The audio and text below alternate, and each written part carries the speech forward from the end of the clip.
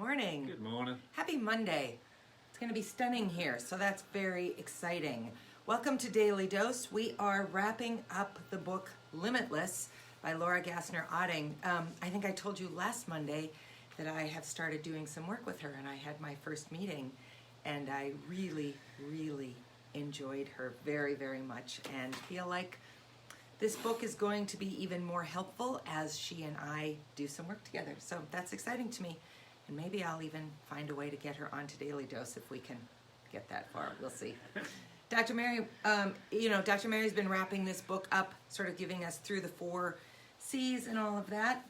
Do you want me to read anything to bring people up to speed, or are we good? That is a fantastic... No. Okay, great.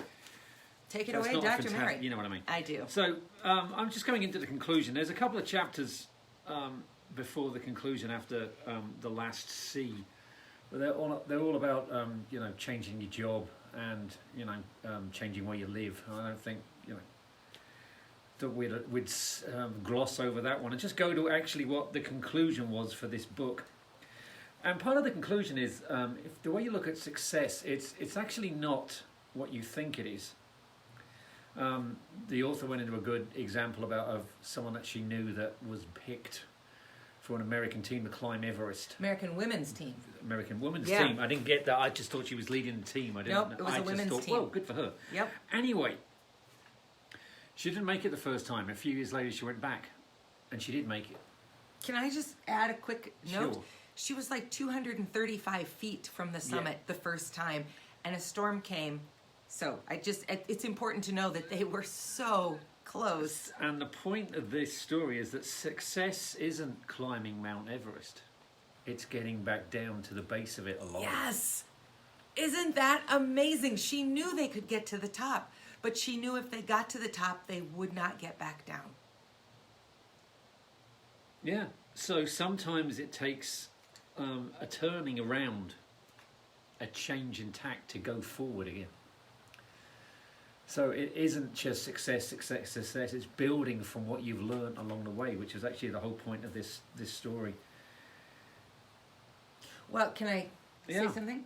I also think that it is about recognizing that whatever your top is not the end. You don't reach your goal and then your life is done. You reach your goal and you have then the next step to take, which might be, in the case of Mount Everest, going back down, or you reach your financial goal. Well, what happens if you've set a goal of I want to make $50,000 and you make it? You don't stop setting goals. You don't just say, well, great, now I can just like float in Jello for the rest of my life. No, you set a new goal, or you look ahead and you take the next step. So leading into this, the conclusion was she broke it down into the 4 C's. So the first one was connection. You need a direct line of sight. So direct line of sight to how your decisions will affect future events.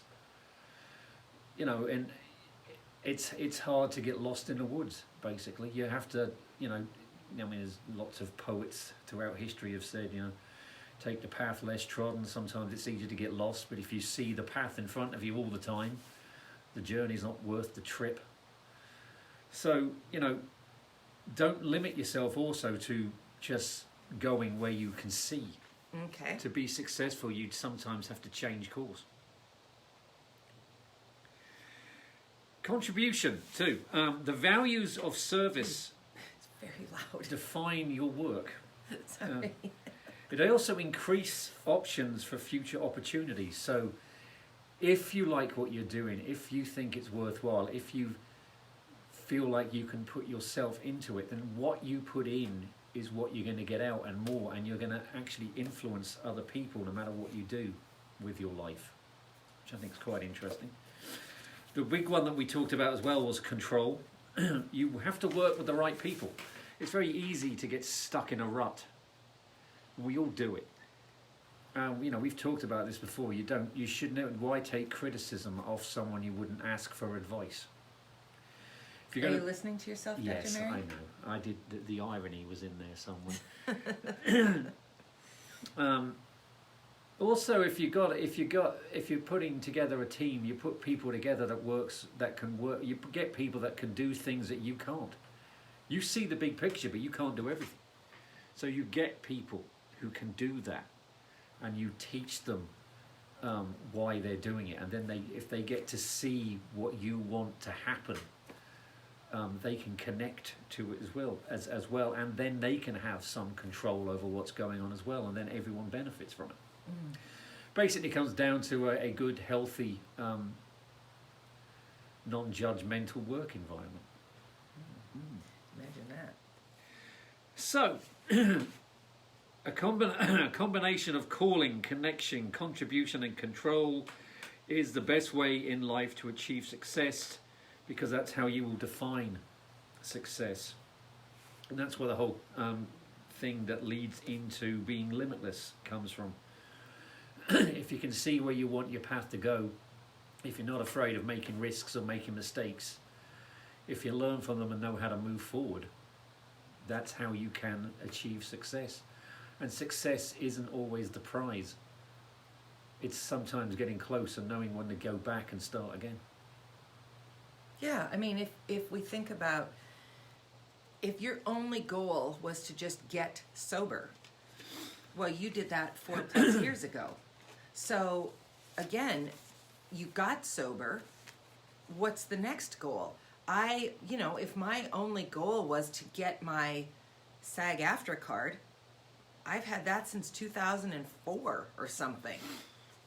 There's got to be more goals to set. There's got to be more things to achieve. There's got to be more summits to climb, and more vistas to look out over. Otherwise, what are you doing? And that is true at every single stage of your life. It's just that once you sort of leave the traditional world of school and work, which is so linear and all about advancement and promotion, everything else is much less direct, much less clear, and opens up all sorts of possibilities for unknown ways to define success. And I think that's where so many people fall apart, because they're very uncomfortable. They're much more comfortable just being told, you did a good job, we're promoting you here. You passed this class, we're moving you on. All those things. That is not how life works. One of the points she was trying to make through all this is that you have to know what you can achieve with what you've got. You have to make your goals work and make sense. And I thought, I hummed and hawed about that and thought, well, how does that explain what I do or what I preach? And then it dawned on me what she's talking about. What do you do and preach? Well, what I teach in some of the courses I teach, okay. we talk about sustainable agriculture and sustainability, but basically conservation. You can talk about conservation of an environment till the cows come home, but if you can't do it with existing agricultural practices, it's just pie in the sky. You can talk about farming techniques, but if a farmer can't afford the equipment to change his farming techniques, or hers, there's no point even discussing it. So that's how you learn how to get through the goals of this book. You have to make the connection to what's going on. If you want to talk about sustainable agricultural practices, you should go off and talk to farmers to see what they've got, to see what practicality can be achieved and what you can work together to do. Dr. Mary, are you telling me that you're an academic who believes there's more to life than theory? I know, I'm an old boy. How exciting! I am unique in that respect, I suppose. Or practical. Let's just call it practical. Well, it's true. You can talk about things like no-till farming, but if a farmer can't afford the $300,000 to buy a piece of equipment to achieve this goal, then what's the point? Yeah. So, to get off of farming, I don't know how we became agrarians all of a sudden, but to get off of that, it's how do you work with what you have? Yeah, that's it. That's what I was trying to get to. Because at the end of the day, it's always easiest to think, well, I will make this change when I've made more money, when I have more time, when I don't have all these demands on me, when I've lost the weight, when I've stopped drinking, blah, blah, blah. we're always kicking it forward, when in actuality, none of that can happen until you take control of your own situation in the moment. Take as much control as you can. And of course, that's much, much easier to say if you are fortunate, privileged, educated, middle class and above, all those kinds of things.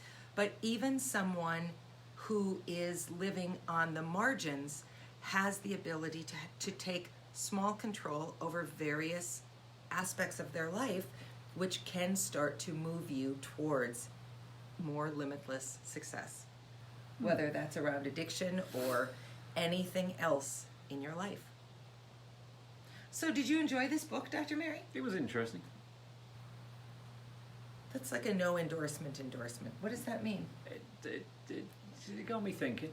There were some interesting points in there. I mean, it's always hard to pick up a business book and see how it immediately relates. You've really got to think about it. So, you know, in that respect... Did that hurt your brain?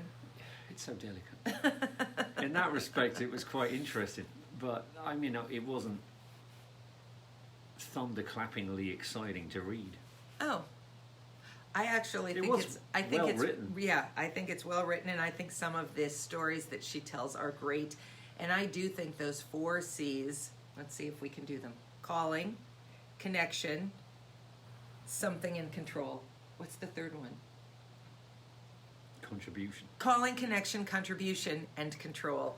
I think those are valuable and valuable things to consider. Oh, absolutely. They are. In terms of what you are bringing to your own life and to everyone else's. All right, I think it's time to wrap up. We may have to do a pre-record for tomorrow. I don't know yet. I'm doing a TV interview, and I just don't know what time that's going to be. So that's tomorrow. I will put on the Daily Dose page if I know that we are not going to be live tomorrow, and we'll have something show up at 8:30. Otherwise, we'll see you live tomorrow. Have a great day. See you tomorrow. Bye. Bye. Enjoy the day.